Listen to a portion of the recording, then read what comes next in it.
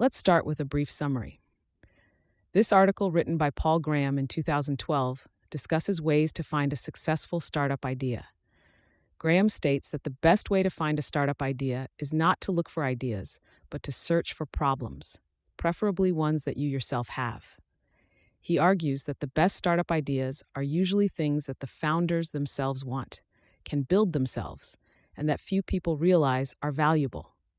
Additionally, he points out that for an idea to be successful, it needs to meet an urgent need of the target audience, and that ideas usually naturally develop from the desire to do something interesting. Before we dive in, I want to share a quick note about how this podcast is created. As you've probably noticed, this podcast isn't voiced by a human, but by artificial intelligence. I'm obligated to inform you of this beforehand due to the rules of AI services. This podcast is made possible by our sponsor, Wope.com, an AI startup that combines content marketing with artificial intelligence to significantly boost traffic and revenue of your startups. For all the latest content, be sure to follow me at x.com/yigitkoner. Now, let's turn our attention back to the essay, Uncovering Successful Startup Ideas, a Comprehensive Guide. Original title, How to Get Startup Ideas, date, November 2012. The way to get startup ideas is not to try to think of startup ideas. It's to look for problems, preferably problems you have yourself. The very best startup ideas tend to have three things in common. There's something the founders themselves want, that they themselves can build, and that few others realize are worth doing. Microsoft, Apple, Yahoo, Google, and Facebook all began this way. Why is it so important to work on a problem you have? Among other things, it ensures the problem really exists. It sounds obvious to say you should only work on problems that exist. And yet, by far, the most common mistake startups make is to solve problems no one has. I made it myself. In 1995, I started a company to put art galleries online. But galleries didn't want to be online. It's not how the art business works. So why did I spend 6 months working on this stupid idea? Because I didn't pay attention to users. I invented a model of the world that didn't correspond to reality and worked from that. I didn't notice my model was wrong until I tried to convince users to pay for what we'd built. Even then, I took embarrassingly long to catch on. I was attached to my model of the world, and I'd spent a lot of time on the software. They had to want it. Why do so many founders build things no one wants? Because they begin by trying to think of startup ideas. That MO is doubly dangerous. It doesn't merely yield few good ideas, it yields bad ideas that sound plausible enough to fool you into working on them. At YC, we call these made-up or sitcom startup ideas. Imagine one of the characters on a TV show was starting a startup. The writers would have to invent something for it to do. But coming up with good startup ideas is hard. It's not something you can do for the asking. So, unless they got amazingly lucky, the writers would come up with an idea that sounded plausible but was actually bad. For example, a social network for pet owners.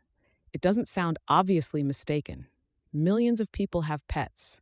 Often they care a lot about their pets and spend a lot of money on them. Surely many of these people would like a site where they could talk to other pet owners. Not all of them, perhaps, but if just 2 or 3% were regular visitors, you could have millions of users. You could serve them targeted offers and maybe charge for premium features. The danger of an idea like this is that when you run it by your friends with pets, they don't say, "I would never use this." They say, "Yeah, maybe I could see using something like that." Even when the startup launches, it will sound plausible to a lot of people. They don't want to use it themselves, at least not right now, but they could imagine other people wanting it. Sum that reaction across the entire population, and you have 0 users. When a startup launches, there have to be at least some users who really need what they're making. Not just people who could see themselves using it one day, but who want it urgently. Usually, this initial group of users is small, for the simple reason that if there were something that large numbers of people urgently needed, and that could be built with the amount of effort a startup usually puts into a version 1, it would probably already exist. Which means you have to compromise on one dimension. You can either build something a large number of people want a small amount, or something a small number of people want a large amount? Choose the latter. Not all ideas of that type are good startup ideas, but nearly all good startup ideas are of that type. Imagine a graph whose x-axis represents all the people who might want what you're making, and whose y-axis represents how much they want it. If you invert the scale on the y-axis, you can envision companies as wholes. Google is an immense crater. Hundreds of millions of people use it, and they need it a lot. A startup just starting out can't expect to excavate that much volume. So you have two choices about the shape of hole you start with. You can either dig a hole that's broad but shallow, or one that's narrow and deep like a well. Made-up startup ideas are usually of the first type. Lots of people are mildly interested in a social network for pet owners. Nearly all good startup ideas are of the second type. Microsoft was a well when they made Altair Basic. There were only a couple thousand Altair owners, but without this software, they were programming in machine language. 30 years later, Facebook had the same shape. Their first site was exclusively for Harvard students, of which there are only a few thousand. But those few thousand users wanted it a lot. When you have an idea for a startup, ask yourself, who wants this right now? Who wants this so much that they'll use it even when it's a crappy version one made by a two-person startup they've never heard of? If you can't answer that, the idea is probably bad. You don't need the narrowness of the well per se. It's depth you need. You get narrowness as a byproduct of optimizing for depth and speed. But you almost always do get it. In practice, the link between depth and narrowness is so strong that it's a good sign when you know that an idea will appeal strongly to a specific group or type of user. But while demand shaped like a well is almost a necessary condition for a good startup idea, it's not a sufficient one. If Mark Zuckerberg had built something that could only ever have appealed to Harvard students, it would not have been a good startup idea. Facebook was a good idea because it started with a small market there was a fast path out of. Colleges are similar enough that if you build a Facebook that works at Harvard, it will work at any college. So you spread rapidly through all the colleges. Once you have all the college students, you get everyone else simply by letting them in. Similarly for Microsoft, Basic for the Altair, Basic for other machines, other languages besides Basic, operating systems, applications, IPO. Self, how do you tell whether there's a path out of an idea? How do you tell whether something is the germ of a giant company or just a niche product? Often you can't. The founders of Airbnb didn't realize at first how big a market they were tapping. Initially, they had a much narrower idea. They were going to let hosts rent out space on their floors during conventions. They didn't foresee the expansion of this idea. It forced itself upon them gradually. All they knew at first is that they were onto something. That's probably as much as Bill Gates or Mark Zuckerberg knew at first. Occasionally, it's obvious from the beginning when there's a path out of the initial niche. And sometimes I can see a path that's not immediately obvious. That's one of our specialties at YC. But there are limits to how well this can be done, no matter how much experience you have. The most important thing to understand about paths out of the initial idea is the meta fact that these are hard to see. So if you can't predict whether there's a path out of an idea, how do you choose between ideas? The truth is disappointing but interesting. If you're the right sort of person, you have the right sort of hunches. If you're at the leading edge of a field that's changing fast, when you have a hunch that something is worth doing, you're more likely to be right. In Zen and the Art of Motorcycle Maintenance, Robert Pirsig says, "You want to know how to paint a perfect painting? It's easy. Make yourself perfect and then just paint naturally." I've wondered about that passage since I read it in high school. I'm not sure how useful his advice is for painting specifically, but it fits this situation well. Empirically, the way to have good startup ideas is to become the sort of person who has them. Being at the leading edge of a field doesn't mean you have to be one of the people pushing it forward. You can also be at the leading edge as a user. It was not so much because he was a programmer that Facebook seemed a good idea to Mark Zuckerberg as because he used computers so much. If you'd asked most 40-year-olds in 2004 whether they'd like to publish their lives semi-publicly on the internet, they'd have been horrified at the idea. But Mark already lived online.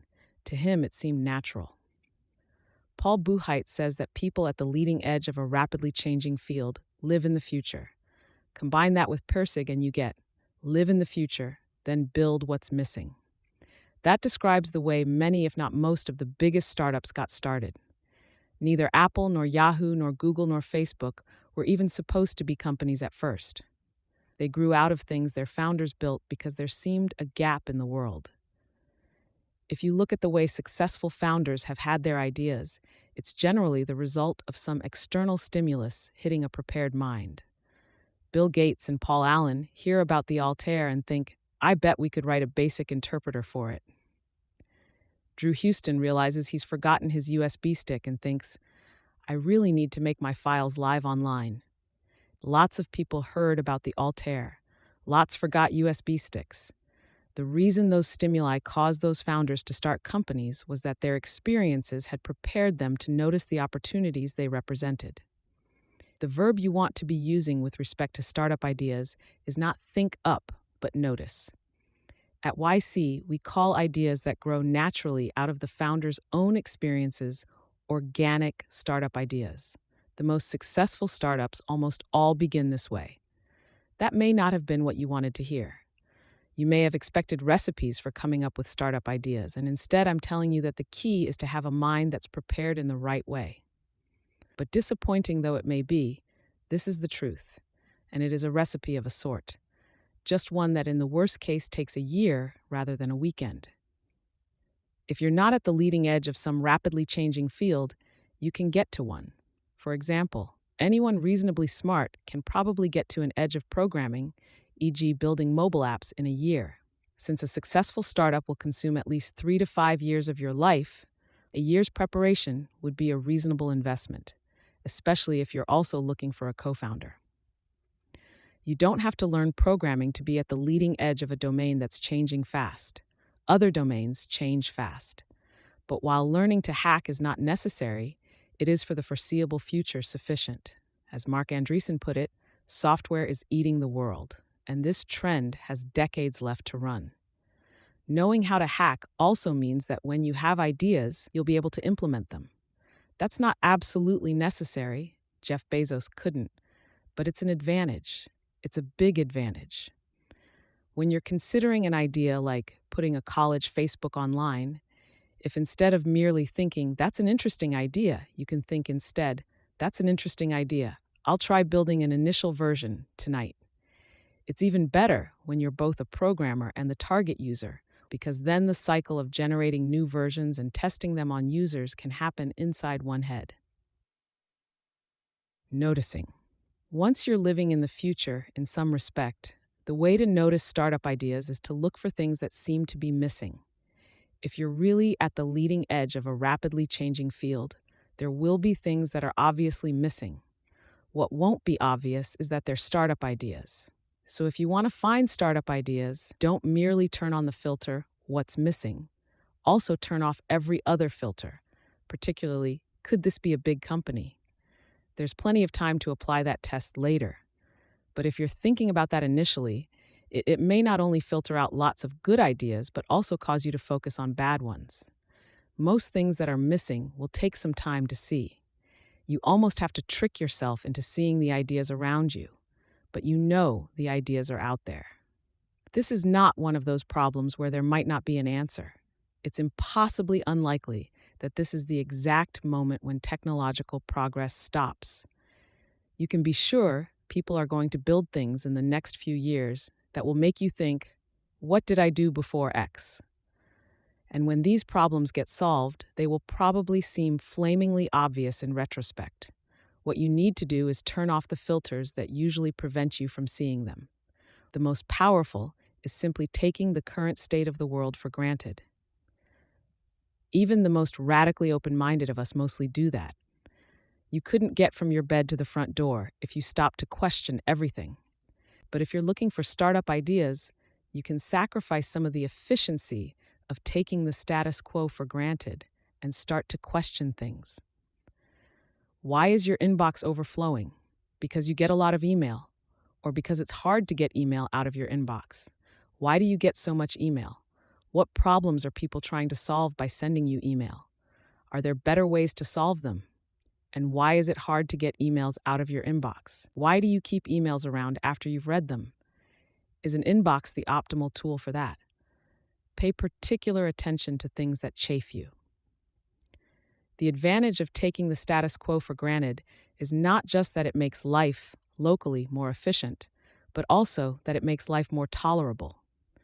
If you knew about all the things we'll get in the next 50 years but don't have yet, you'd find present-day life pretty constraining, just as someone from the present would if they were sent back 50 years in a time machine. When something annoys you, it could be because you're living in the future. When you find the right sort of problem, you should probably be able to describe it as obvious, at least to you. When we started ViaWeb, all the online stores were built by hand, by web designers making individual HTML pages. It was obvious to us as programmers that these sites would have to be generated by software, which means, strangely enough, that coming up with startup ideas is a question of seeing the obvious. That suggests how weird this process is. You're trying to see things that are obvious and yet that you hadn't seen. Since what you need to do here is loosen up your own mind, it may be best not to make too much of a direct frontal attack on the problem, i.e., to sit down and try to think of ideas. The best plan may be just to keep a background process running, looking for things that seem to be missing. Work on hard problems, driven mainly by curiosity, but have a second self watching over your shoulder, taking note of gaps and anomalies. Give yourself some time. You have a lot of control over the rate at which you turn yours into a prepared mind, but you have less control over the stimuli that spark ideas when they hit it. If Bill Gates and Paul Allen had constrained themselves to come up with a startup idea in 1 month, what if they'd chosen a month before the Altair appeared? They probably would have worked on a less promising idea. Drew Houston did work on a less promising idea before Dropbox, an SAT prep startup. But Dropbox was a much better idea, both in the absolute sense and also as a match for his skills. A good way to trick yourself into noticing ideas is to work on projects that seem like they'd be cool. If you do that, you'll naturally tend to build things that are missing. It wouldn't seem as interesting to build something that already existed.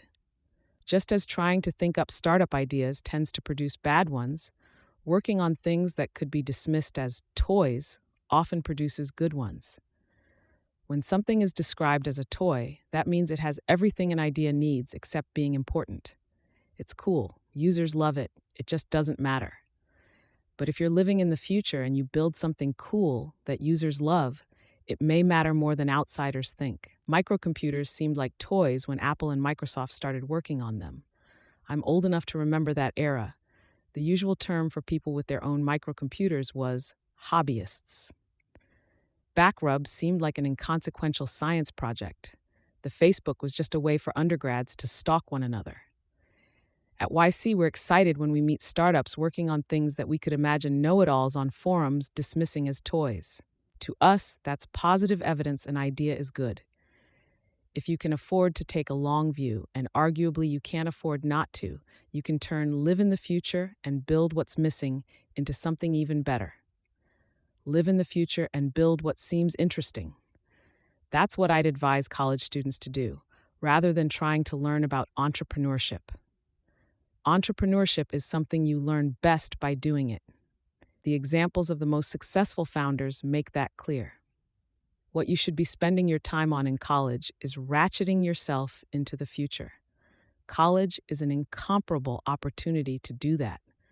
What a waste to sacrifice an opportunity to solve the hard part of starting a startup, becoming the sort of person who can have organic startup ideas by spending time learning about the easy part, especially since you won't even really learn about it any more than you'd learn about sex in a class.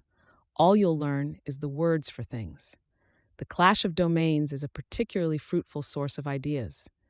If you know a lot about programming and you start learning about some other field, you'll probably see problems that software could solve. In fact, you're doubly likely to find good problems in another domain. A, the inhabitants of that domain are not as likely as software people to have already solved their problems with software. And B, since you come into the new domain totally ignorant, you don't even know what the status quo is to take it for granted. So if you're a CS major and you want to start a startup, instead of taking a class on entrepreneurship, you're better off taking a class on, say, genetics. Or better still, go work for a biotech company. CS majors normally get summer jobs at computer hardware or software companies. But if you want to find startup ideas, you might do better to get a summer job in some unrelated field. Or don't take any extra classes and just build things. It's no coincidence that Microsoft and Facebook both got started in January. At Harvard, that is, or was, reading period, when students have no classes to attend because they're supposed to be studying for finals. But don't feel like you have to build things that will become startups. That's premature optimization. Just build things, preferably with other students. It's not just the classes that make a university such a good place to crank oneself into the future. You're also surrounded by other people trying to do the same thing. If you work together with them on projects, you'll end up producing not just organic ideas, but organic ideas with organic founding teams. And that, empirically, is the best combination. Beware of research. If an undergrad writes something all his friends start using, it's quite likely to represent a good startup idea, whereas a PhD dissertation is extremely unlikely to. For some reason, the more a project has to count as research, the less likely it is to be something that could be turned into a startup. I think the reason is that the subset of ideas that count as research is so narrow that it's unlikely that a project that satisfied that constraint would also satisfy the orthogonal constraint of solving users' problems. Whereas when students or professors build something as a side project, they automatically gravitate toward solving users' problems, perhaps even with an additional energy that comes from being freed from the constraints of research. Competition. Because a good idea should seem obvious, when you have one, you'll tend to feel that you're late. Don't let that deter you. Worrying that you're late is one of the signs of a good idea. 10 minutes of searching the web will usually settle the question. Even if you find someone else working on the same thing, you're probably not too late. It's exceptionally rare for startups to be killed by competitors, so rare that you can almost discount the possibility. So unless you discover a competitor with the sort of lock-in that would prevent users from choosing you, don't discard the idea. If you're uncertain, ask users. The question of whether you're too late is subsumed by the question of whether anyone urgently needs what you plan to make. If you have something that no competitor does and that some subset of users urgently need, you have a beachhead. The question then is whether that beachhead is big enough, or more importantly, who's in it. If the beachhead consists of people doing something lots more people will be doing in the future, then it's probably big enough no matter how small it is. For example, if you're building something differentiated from competitors by the fact that it works on phones, but it only works on the newest phones, that's probably a big enough beachhead.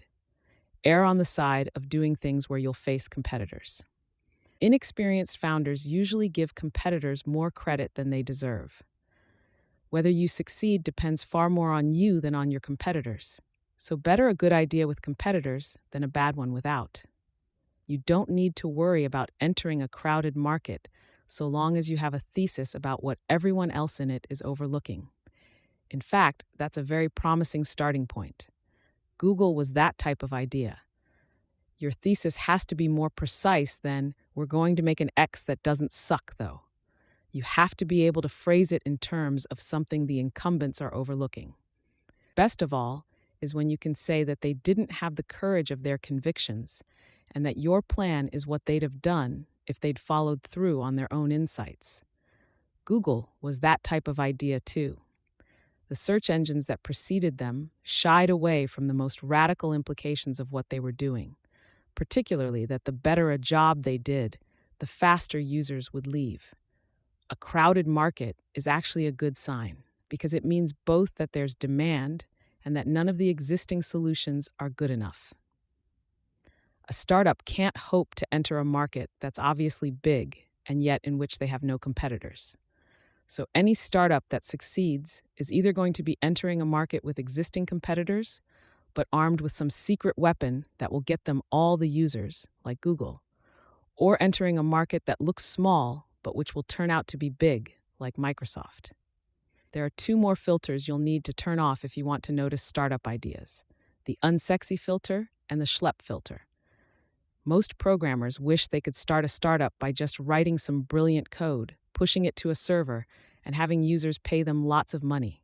They'd prefer not to deal with tedious problems or get involved in messy ways with the real world, which is a reasonable preference because such things slow you down. But this preference is so widespread that the space of convenient startup ideas has been stripped pretty clean. If you let your mind wander a few blocks down the street to the messy, tedious ideas, you'll find valuable ones just sitting there waiting to be implemented. The schlep filter is so dangerous that I wrote a separate essay about the condition it induces, which I called schlep blindness, schlep.html. I gave Stripe as an example of a startup that benefited from turning off this filter, and a pretty striking example it is.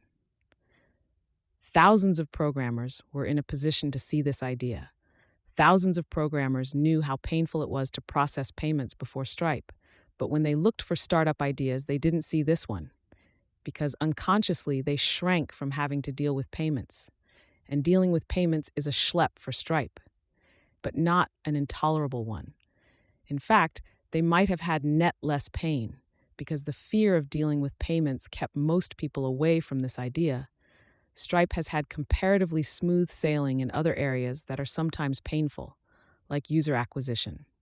They didn't have to try very hard to make themselves heard by users because users were desperately waiting for what they were building.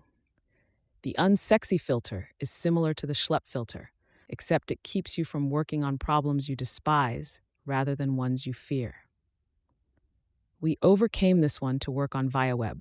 There were interesting things about the architecture of our software, but we weren't interested in e-commerce per se. We could see the problem was one that needed to be solved, though.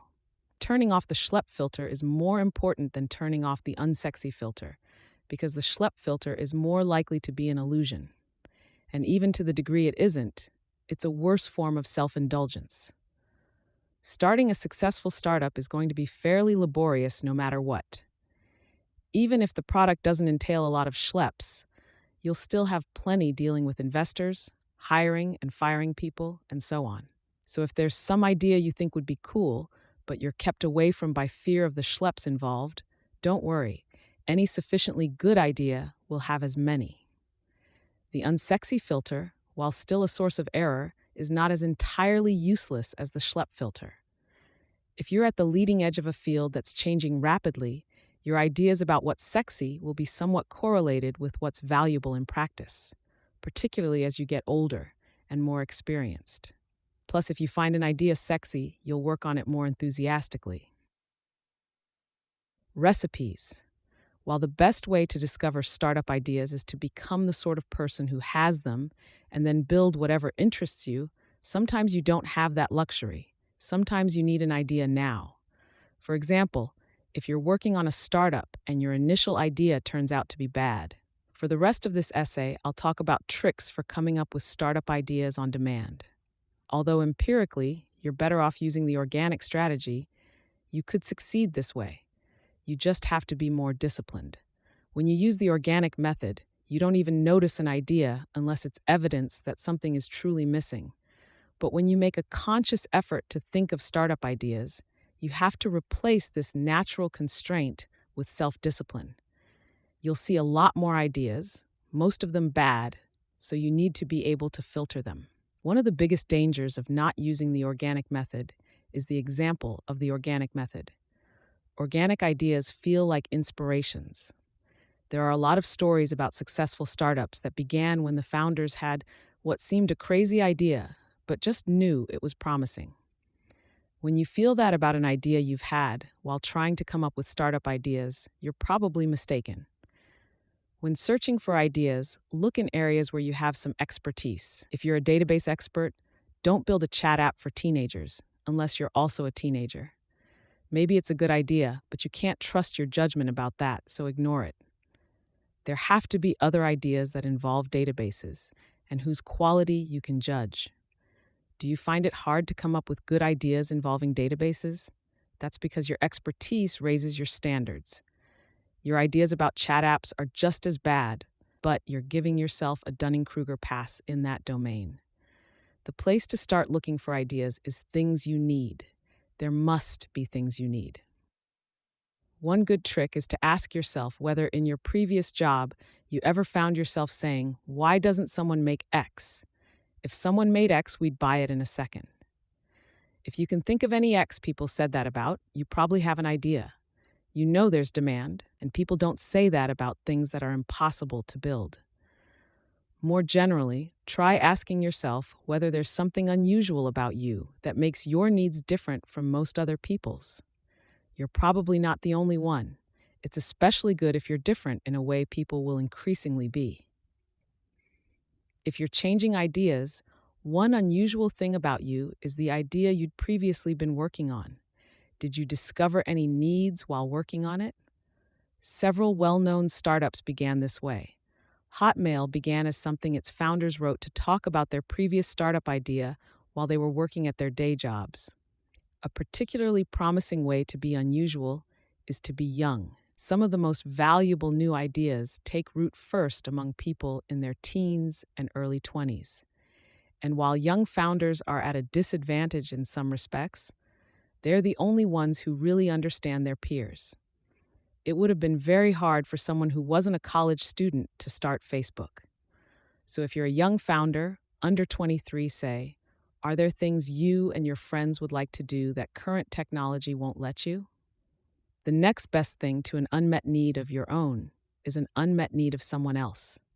Try talking to everyone you can about the gaps they find in the world. What's missing? What would they like to do that they can't? What's tedious or annoying, particularly in their work? Let the conversation get general. Don't be trying too hard to find startup ideas. You're just looking for something to spark a thought. Maybe you'll notice a problem they didn't consciously realize they had, because you know how to solve it. When you find an unmet need that isn't your own, it may be somewhat blurry at first. The person who needs something may not know exactly what they need. In that case, I often recommend that founders act like consultants, that they do what they'd do if they'd been retained to solve the problems of this one user. People's problems are similar enough that nearly all the code you write this way will be reusable, and whatever isn't will be a small price to start out certain that you've reached the bottom of the well. One way to ensure you do a good job solving other people's problems is to make them your own. When Rajat Suri of Elacart decided to write software for restaurants, he got a job as a waiter to learn how restaurants worked. That may seem like taking things to extremes, but startups are extreme. We love it when founders do such things. In fact, one strategy I recommend to people who need a new idea is not merely to turn off their schlep and unsexy filters, but to seek out ideas that are unsexy or involve schleps. Don't try to start Twitter. Those ideas are so rare that you can't find them by looking for them. Make something unsexy that people will pay you for. A good trick for bypassing the schlep and to some extent the unsexy filter is to ask what you wish someone else would build so that you could use it. What would you pay for right now? Since startups often garbage collect broken companies and industries, it can be a good trick to look for those that are dying or deserve to, and try to imagine what kind of company would profit from their demise. For example, journalism is in free fall at the moment, but there may still be money to be made from something like journalism. What sort of company might cause people in the future to say, this replaced journalism on some axis? But imagine asking that in the future, not now. When one company or industry replaces another, it usually comes in from the side. So don't look for a replacement for X. Look for something that people will later say turned out to be a replacement for X. And be imaginative about the axis along which the replacement occurs. Traditional journalism, for example, is a way for readers to get information and to kill time, a way for writers to make money and to get attention, and a vehicle for several different types of advertising. It could be replaced on any of these axes. It has already started to be on most. When startups consume incumbents, they usually start by serving some small but important market that the big players ignore. It's particularly good if there's an admixture of disdain in the big players' attitude, because that often misleads them. For example, after Steve Wozniak built the computer that became the Apple I, he felt obliged to give his then employer Hewlett-Packard the option to produce it. Fortunately for him, they turned it down, and one of the reasons they did was that it used a TV for a monitor, which seemed intolerably D-class to a high-end hardware company like HP was at the time. Are there groups of scruffy, marginal.html, but sophisticated users like the early microcomputer hobbyists that are currently being ignored by the big players? A startup with its sights set on bigger things can often capture a small market easily by expending an effort that wouldn't be justified by that market alone. Similarly, since the most successful startups generally ride some wave bigger than themselves, it could be a good trick to look for waves and ask how one could benefit from them. The prices of gene sequencing and 3D printing are both experiencing Moore's Law-like declines. What new things will we be able to do in the new world we'll have in a few years? What are we unconsciously ruling out as impossible that will soon be possible? Organic. But talking about looking explicitly for waves makes it clear that such recipes are plan B for getting startup ideas. Looking for waves is essentially a way to simulate the organic method. If you're at the leading edge of some rapidly changing field, you don't have to look for waves. You are the wave. Finding startup ideas is a subtle business, and that's why most people who try fail so miserably. It doesn't work well simply to try to think of startup ideas. If you do that, you get bad ones that sound dangerously plausible. The best approach is more indirect. If you have the right sort of background, good startup ideas will seem obvious to you. But even then, not immediately. It takes time to come across situations where you notice something missing. And often these gaps won't seem to be ideas for companies, just things that would be interesting to build, which is why it's good to have the time and the inclination to build things just because they're interesting. Live in the future and build what seems interesting. Strange as it sounds, that's the real recipe. Notes. 1. This form of bad idea has been around as long as the web. It was common in the 1990s, except then people who had it used to say they were going to create a portal for X instead of a social network for X. Structurally, the idea is stone soup. You post a sign saying, "This is the place for people interested in X," and all those people show up and you make money from them. What lures founders into this sort of idea are statistics about the millions of people who might be interested in each type of X. What they forget is that any given person might have 20 affinities by this standard, and no one is going to visit 20 different communities regularly.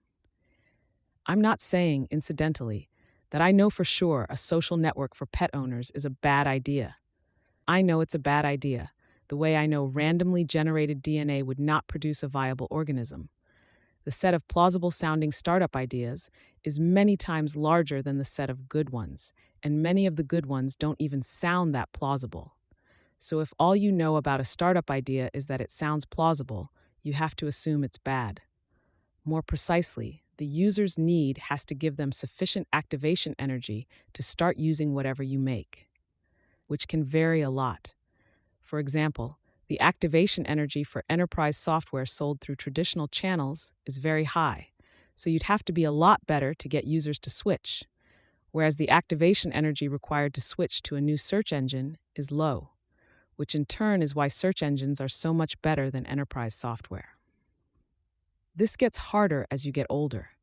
While the space of ideas doesn't have dangerous local maxima, the space of careers does. There are fairly high walls between most of the paths people take through life, and the older you get, the higher the walls become. It was also obvious to us that the web was going to be a big deal. Few non-programmers grasped that in 1995, but the programmers had seen what GUIs had done for desktop computers. Maybe it would work to have this second self keep a journal.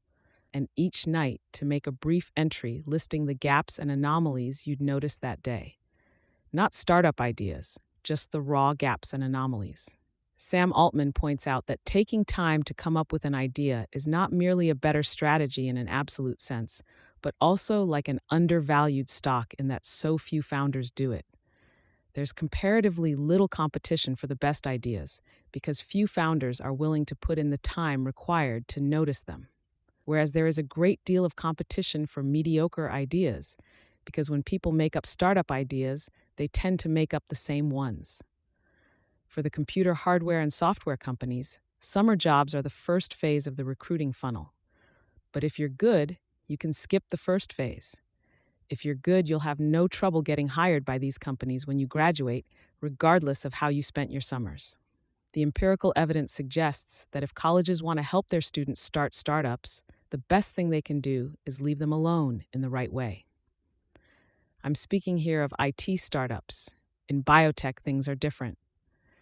This is an instance of a more general rule: focus on users, not competitors. The most important information about competitors is what you learn via users anyway. In practice, most successful startups have elements of both. And you can describe each strategy in terms of the other by adjusting the boundaries of what you call the market. But it's useful to consider these two ideas separately. I almost hesitate to raise that point, though. Startups are businesses. The point of a business is to make money. And with that additional constraint, you can't expect you'll be able to spend all your time working on what interests you most. The need has to be a strong one. You can retroactively describe any made-up idea as something you need. But do you really need that recipe site or local event aggregator as much as Drew Houston needed Dropbox, or Brian Chesky and Joe Gebbia needed Airbnb? Quite often at YC, I find myself asking founders, would you use this thing yourself if you hadn't written it? And you'd be surprised how often the answer is no. Paul Buchheit points out that trying to sell something bad can be a source of better ideas. The best technique I've found for dealing with YC companies that have bad ideas is to tell them to go sell the product ASAP before wasting time building it. Not only do they learn that nobody wants what they are building, they very often come back with a real idea that they discovered in the process of trying to sell the bad idea. Here's a recipe that might produce the next Facebook if you're college students. If you have a connection to one of the more powerful sororities at your school, approach the queen bees thereof and offer to be their personal IT consultants, building anything they could imagine needing in their social lives that didn't already exist. Anything that got built this way would be very promising, because such users are not just the most demanding, but also the perfect point to spread from. I have no idea whether this would work. And the reason it used a TV for a monitor is that Steve Wozniak started out by solving his own problems. He, like most of his peers, couldn't afford a monitor. Thanks to Sam Altman, Mike Arrington, Paul Buchheit, John Collison, Patrick Collison, Gary Tan, and Harj Tagar for reading drafts of this, and Mark Andreessen, Joe Gebbia, Reid Hoffman, Shel Caffin, Mike Moritz, and Kevin Systrom for answering my questions about startup history.